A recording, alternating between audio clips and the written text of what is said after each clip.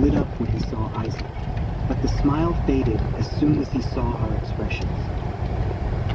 "You two look like you've been to a funeral," he said. His voice was gravelly but strong. "Sit down. Tell me." I pulled up a chair. Isaac sat on the edge of the bed. I took a deep breath and told him everything. I told him about the empty safe, the RV in the driveway, the compensation speech, Connor's smirk, the sale price of $70,000. I watched Grandpa's face closely, expecting rage. I expected him to throw his cane. I expected him to yell, but he didn't. He listened. He sat perfectly still, his hands resting on the head of his cane. His expression didn't change, but his eyes went cold. It was the look of a man who plays chess and just saw his opponent make a fatal mistake 3 moves before the checkmate. When I finished, silence hung in the room for a long minute. The only sound was the hum of the air conditioner. "The boy," Grandpa said, nodding toward Isaac. "He thinks it's his fault, doesn't he?" I nodded. "He asked if you were mad at him." Grandpa Caleb turned his gaze to Isaac. Softly, tenderly, he said, "Come here, son." Isaac walked over. Grandpa wrapped a frail arm around him. "Those cards were just paper, Isaac. Valuable paper, yes, but just paper. You didn't lose my love, and you didn't do anything wrong. Do you hear me?" "Yes, sir," Isaac whispered. "Good." Grandpa patted his back and then looked at me. "I'm not surprised, Joshua." "You're not?" I asked, incredulous. "They stole 95 grand from their own grandson. I've lived long enough to know that people show their true colors when money is involved," Grandpa said. He leaned back. "I knew your mother felt entitled to my money. I knew your father was weak and would follow whatever she said. And Connor, well, Connor has been rot in the foundation for a long time. Why didn't you say something?" I asked. "Why didn't you stop them moving you here?" "I needed to see," he said cryptically. "I needed to know for sure if they were willing to cross the line. I thought they might wait until I was dead, but they got greedy. They got impatient." He reached for the notepad on his bedside table. His hand, usually shaky, was steady as he wrote something down. He tore the page off and handed it to me. "Call this number," he said. "Ask for Matthew. Tell him Howard Caleb sent you." I looked at the note. Heritage Auctions, Matthew Patterson. "Who is this?" I asked. "The man who appraised the collection 3 years ago," Grandpa said.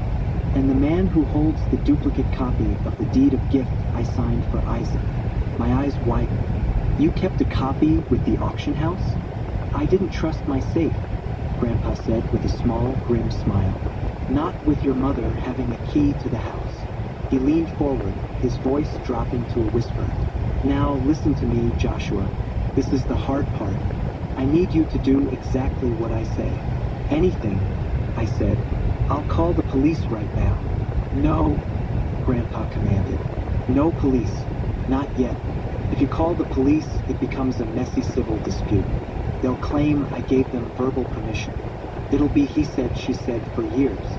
Then what do? "We wait," Grandpa said. "Wait." I stood up, frustrated. "They are spending the money right now. They're planning a trip to Yellowstone in Isaac's RV. Let them," Grandpa said. "Let them spend every dime. Let them drive that RV. Let them think they got away with it." "Why?" "Because," Grandpa said, a dangerous glint in his eye, "when you trap a rat, you don't snap the trap the moment it sniffs the cheese. You wait until it takes the bite. We need them to commit. We need the money to be gone. And we need witnesses."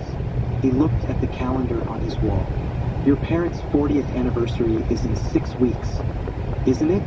"Yeah," I said. "August 12th. "Perfect," Grandpa said. "Trust me, Joshua." "Wait, can you do that?" I looked at my grandfather, the man who taught me how to tie a tie when my dad was too busy with Connor. The man who taught me that integrity is doing the right thing when no one is looking. I looked at Isaac. He was watching us, sensing the shift in power. "Okay," I said. "We wait. The promise of revenge is a powerful sedative. But the waiting, The waiting is torture. That night, after we left the nursing home, I couldn't sleep. I sat in my small living room, staring at the ceiling. Isaac was in his room. I had checked on him 3 times. He was asleep, clutching his empty binder. I felt a cocktail of emotions. Guilt for not protecting him sooner. Rage, burning hot and bright against my parents. But mostly confusion. What was Grandpa planning? Why wait 6 weeks? The next morning, I called the number on the note. Heritage Auctions. This is Matthew. Hi, my name is Joshua Caleb. My grandfather, Howard Caleb, told me to call you. There was a pause on the other end, then a shift in tone. Professional, sharp. Ah, Joshua, I've been expecting this call. Howard reached out to me yesterday evening. I assume the safe is empty, cleaned out, I said. They sold it to a private buyer for $70,000. 70. Matthew actually laughed. They got fleeced. I had a buyer lined up for 95. Firm. Your parents sold low to get quick cash. Amateurs. Can we get them back? I asked, desperate. Here is the situation, Matthew said.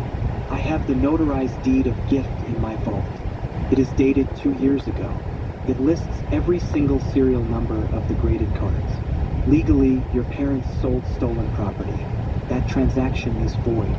The buyer, whoever they are, is in possession of stolen goods. Once we report this, they will have to return the cards. So why are we waiting? I asked. Because Howard wants to make a point, Matthew said. And because of the house. The house. I can't say more, Matthew said. Attorney-client privilege. But just know this, Howard is 2 steps ahead. Just hold the line, Joshua.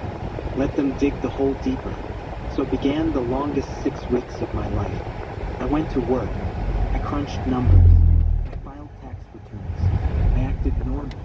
But every time my phone buzzed, I jumped. My mother texted me a week later. A picture of the RV park.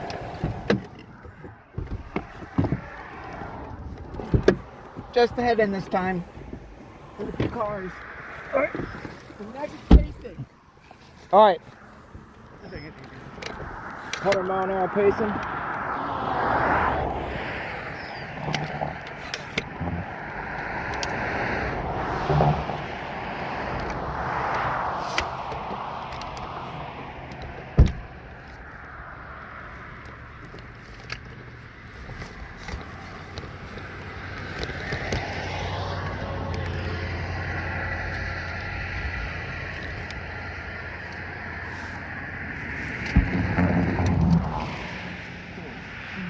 There's your drone that hit me in the rear end. I'm not using it this time. Oh, let me put it back in.